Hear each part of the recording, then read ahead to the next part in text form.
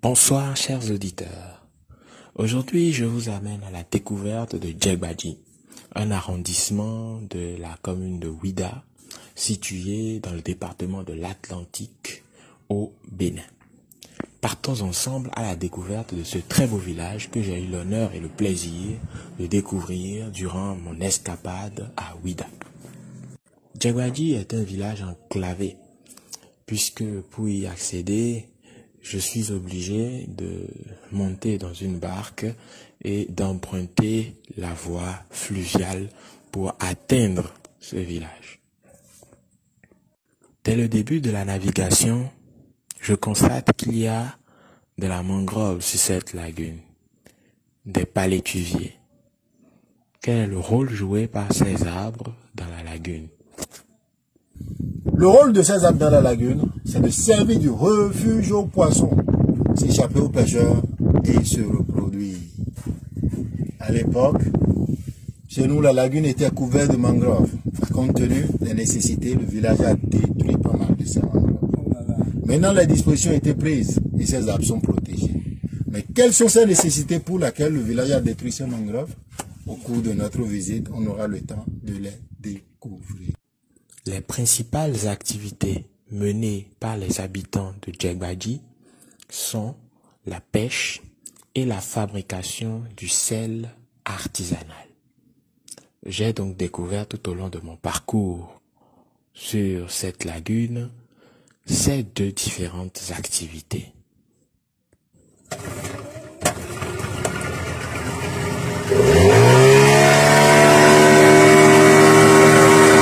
En poursuivant la navigation sur la lagune, j'aperçois des appâts qui apparaissent à la surface de l'eau. À quoi servent ces appâts? Les crabes sans l'odeur des appâts, ils viennent s'accrocher. Et quand on tire la ficelle, ils tombent dans le filet, on les ramasse. Les gros crabes là? Il y a les moyens, il y a aussi les gros. C'est les crabes d'eau, ce que nous avons l'habitude d'appeler en langue nationale haçon. Donc voilà comment on pêche haçon. C'est donc grâce à ces appâts que les hommes du village capturent les crabes. Et donc cela participe à l'activité de la pêche dans le village. Nous accostons sur une rive du village. Je constate qu'il y a beaucoup de sable et que ce sable est très fin et blanc et que ce sable est généralement réuni dans des paniers en grande quantité. Il y a également plusieurs cases distinctes qui s'observent au loin. Découvrons la deuxième activité principale pratiquée dans le village de Djegbadji, c'est-à-dire l'activité de filtrage, d'extraction et de production du sel de façon artisanale. Nous, la production est basée sur la nature. C'est la production du sel artisanal. Ce panier que vous voyez là est fabriqué à l'aide des racines et chasses de la mangrove. L'intérieur du panier est cimenté à la terre, c'est-à-dire la boue de la lagune. À la base du panier, nous avons du sable marin, en plus un tissu étalé à la surface pour pouvoir filtrer. Alors après avoir raclé la surface de la terre, on le met dans le panier. Rajoutez l'eau de la lagune pour laver, c'est-à-dire dissoudre tous ces cristaux de sel que contient le sable, qui ressort dans l'eau par le urinoir. Et au cours du filtrage, la production nécessite également la chimie, qui est la chimie naturelle. Comme on n'a pas besoin d'aller jusqu'au laboratoire, nous avons notre manière de contrôler le sel. Et nos éléments testeurs ou nos contrôleurs ne sont que les amandes de noix de palme, ce que nous avons en langue nationale, ce que nous appelons en langue nationale déqui. Quand l'eau est concentrée, ces graines flottent. Et s'il n'y a plus de sel, les graines coulent dans l'eau. Au moment où on constate que ces graines sont en bas, ça signifie que le sable mettre dans le panier ne contient plus du sel. Il faut l'enlever. Et ce sable qui ne contient plus du sel n'est pas jeté enfin après le traitement. Il est donc reparti à la surface de la terre. Piétiné 2 jours, ça extrait le sel du sol, qui sera donc raclé et retraité donc de la même manière. Partons donc à la découverte de l'activité d'extraction, de filtrage et de production du sel artisanal à Djegbadji. Bonjour maman.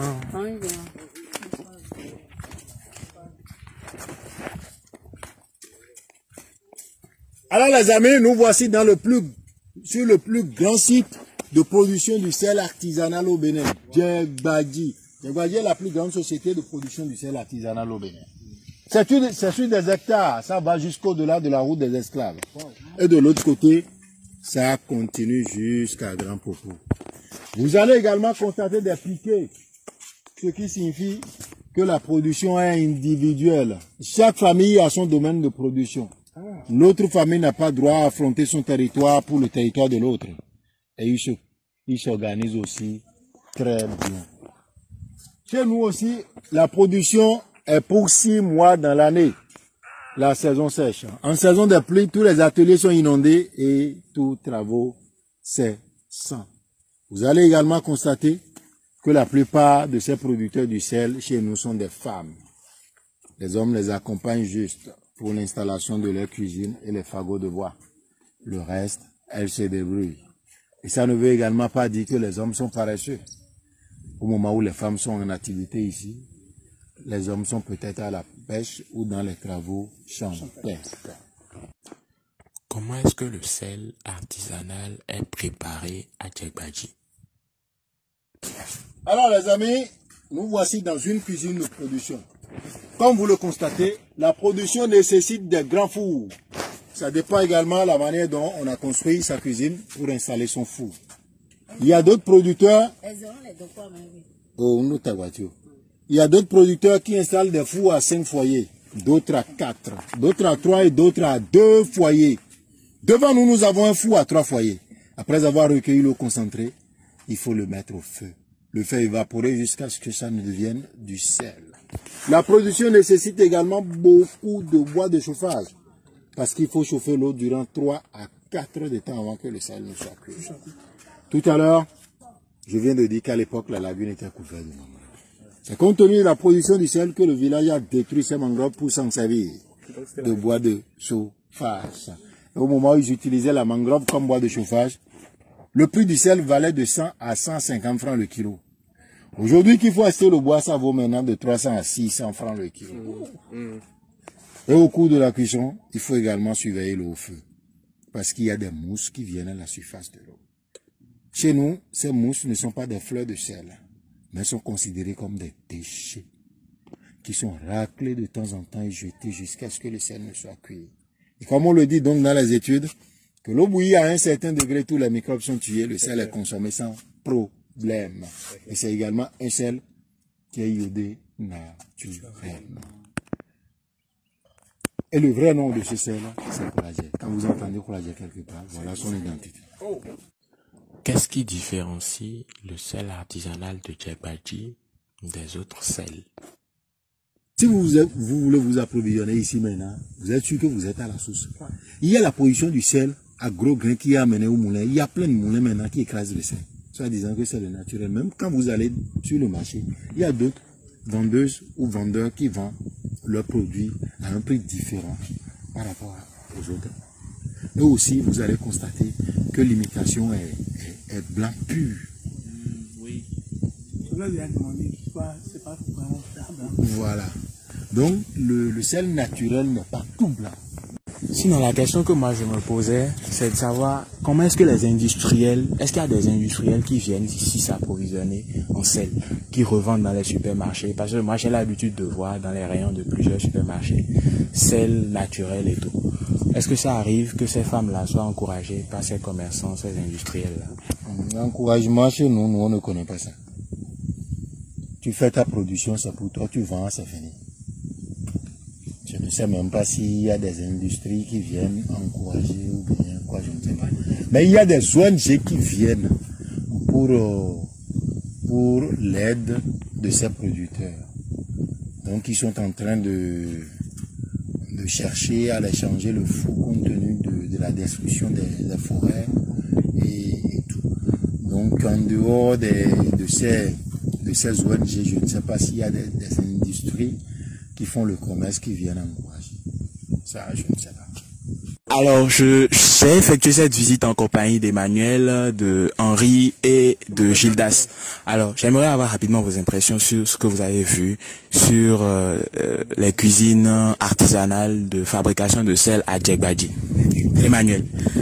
Bonjour Foumine, ça va, j'espère. Moi, j'ai beaucoup apprécié la visite. Je trouve que c'est très intéressant. En fait, à cette production agroécologique du sel naturel et bio. Donc, je trouve que c'est vraiment formidable ce que ces femmes font et qu'il y a lieu de leur venir en appui et de les encourager à mieux faire. C'est franchement formidable.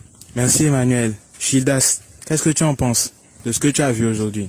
Alors, je pense que d'abord, la production du sel naturel au Bénin ici n'est pas valorisée. C'est la première remarque que je fais. Et je crois qu'il faudrait que les autorités, en fait, prennent en charge ces structures-là qui s'occupent de la production, parce que là, en fait, c'est essentiellement familiarisé, en fait. C'est des familles, en fait, qui s'occupent de leur propre production et qui vendent. Voilà. C'est ce que je pense en quelque sorte. Merci Gildas. Henri, s'il te plaît, qu'est-ce que tu as retenu de ta visite de cette structure usine de fabrication de sel? Ah ben, c'est fantastique. C'est fantastique. Et la particularité du sel de Djegbadji, nous l'avions vu tout à l'heure, c'est que c'est entièrement bio, c'est entièrement naturel. Il n'y a pas d'additifs, il n'y a pas d'éléments, d'autres éléments chimiques qui complètent. Tout est naturel. Et moi, j'estime que actuellement, nous avons besoin de ce type de sel. Le travail est fantastique. L'endroit aussi, le cadre est vraiment idéal. C'est ça. Voilà. Merci Henri. Sur le chemin du retour, nous apercevons des habitations en terre dure. Qu'est-ce qui explique ces constructions? Compte tenu des inondations, ils ont dû changer de stratégie de construction. Aujourd'hui, vous allez constater que ces bâtiments sont en dur. Chez nous, à Djegbadji, nous avons également des saisons ou des périodes d'inondation. La dernière fois était en 2016, jusqu'à ce que la route des esclaves ait inondé. Pour avoir même accès à la plage, il faut nécessairement prendre une pirogue. Et en ce moment-là, dans le village, nous avons déjà l'eau par les fenêtres. Donc, pour éviter le pire, le village se déplace vers le côté plage. Donc, en ces saisons, quand on revient à l'époque, dans le village, il n'y a plus rien, comme c'est en terre. Raison pour laquelle ce village est maintenant en dur. Le seul moyen d'accéder à ce village, c'est la pirogue. C'est également un village qui a été fondé depuis 1741 par les ethnies Popo. Dernière étape de notre balade sur la lagune de Djegbadji, la visite d'un reposoir. Servi à midi, on a dû créer ces entrées dans les mangroves pour le repos de midi. Et comme on le constate, c'est un endroit calme. Les enfants d'ici doivent être les meilleurs à l'école. C'est ce que tu penses. Ah ben, s'ils ont le temps. C'est ce que tu penses. Si le poisson les permet d'aller à l'école. Donc c'est la plupart des enfants ici font ou sont des pêcheurs apprentis, on peut dire ça comme ça. Une fois qu'ils sont nés dans le village, ils sont déjà pêcheurs depuis leur enfance. Donc les amis, je disais que nous sommes dans un reposoir. Comme vous le constatez, c'est un endroit calme. Pour le repos de midi, il suffit juste de prendre sa pirogue, étaler sa natte à l'intérieur de la pirogue, rentrer sous ce mangrove accroché, et le repos est paisible. Vous êtes là tranquille, vous ne dérangez personne et personne ne vous dérange. Et comme chez nous aussi à Djegbadji, nous n'avons pas des animaux sauvages ni agressifs, on ne craint rien. Il n'y a pas de crocodile, il n'y a pas de serpent, il n'y a pas de caïman, il n'y a pas d'hippopotame. Et comme vous le voyez aussi, ces plantes, ils sont aussi pour la purification de l'air et luttent aussi contre le réchauffement climatique. Donc tout ce qu'on respire, en quelque sorte, à l'intérieur de ces arbres, ou autour de ces arbres, en quelque sorte, nous soyons. Parce qu'on est sûr qu'on aspire de l'air pur. Il y en a plein dans le village, comme ça au reposoir. Quand on constate que celui-ci est occupé, on peut se diriger ailleurs. C'est ainsi que s'est achevée ma visite à Djegbadji, village de Ouida. J'ai été très ravi de découvrir deux activités qui combinent à la fois des méthodes artisanales et qui permettent à ces populations de subvenir à leurs besoins quotidiens tout en préservant la nature et l'environnement qui les entoure. J'espère sincèrement que nous pourrons élargir ces méthodes à une plus grande échelle afin de pouvoir préserver encore mieux l'écosystème dans lequel nous vivons. Merci d'avoir écouté avec Fumi.